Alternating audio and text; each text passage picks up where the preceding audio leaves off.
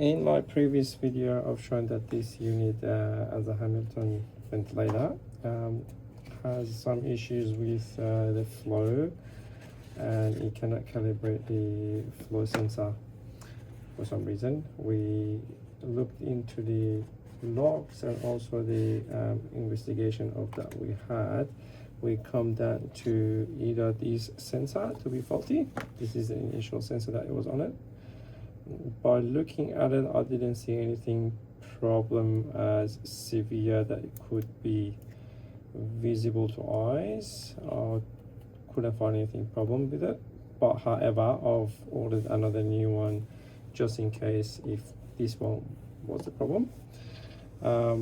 Now we're trying to install it on top of the unit to see if this resolves the issue.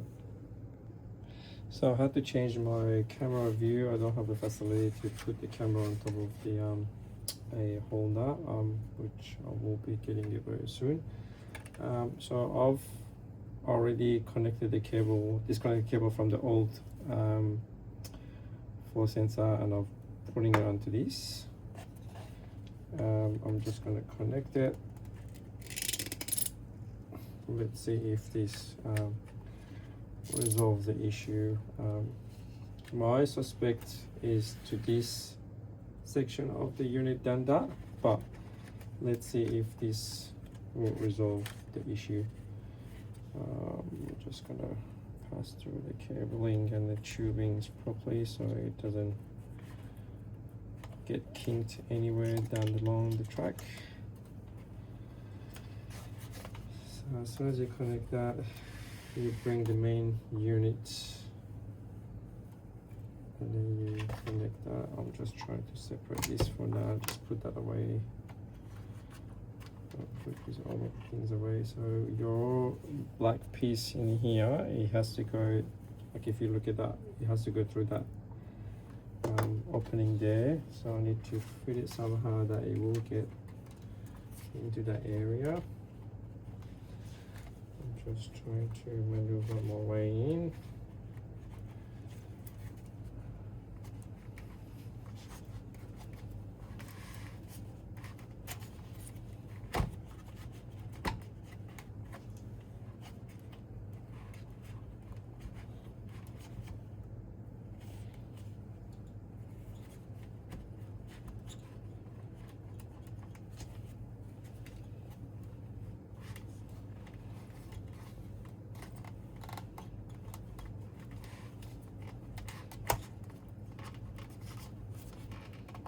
So I'll make sure that goes into,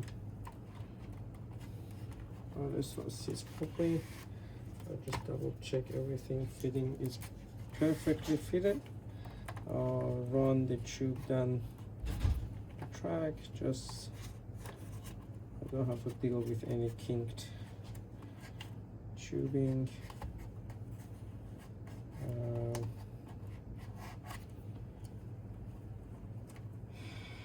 So the short tube goes in here, the longer tube goes onto there, and I'll have to connect this blue tube across this side.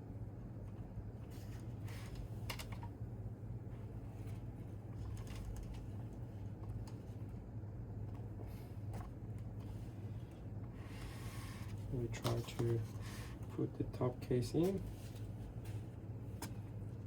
I'm gonna pause the video for a sec because this takes a bit of few connection it has, so we need to connect all of these to the other side as well. So this is basically the main board it counts as. You've got a metal sheet on top of it, so to get rid of any signals that coming through, to any noise that could affect it. That's why you have this metal sheet over this PCB, specific PCB board. So I'm just gonna pause the video for a short time and then I'll come back in a sec. So I've connected the cables back on. I've got all of these connected cables I had to connect. I have a few cables at the front I had to connect. I didn't connect this speaker side and this side, just didn't want to make any error noise on it. So just in case if it's not being resolved yet. So it's just doing a self-test. It just tells me if it is going to alarm as a failure or is going to pass. I think it's a failure, which I suspected. This is going to resolve on that. So it still says flow sensor failure, which still we having problems. So my next suspect will be this section, this block, which had the PCB on it. So I'm just going to turn it off.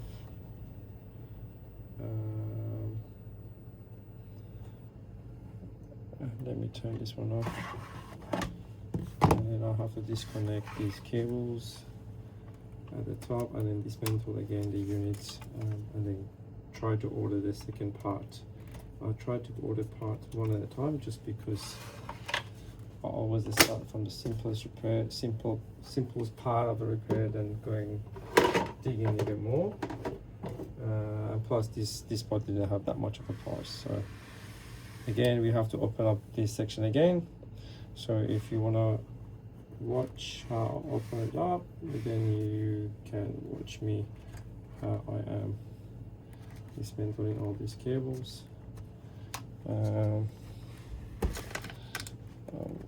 This just needs to come off. So that cable, and then you have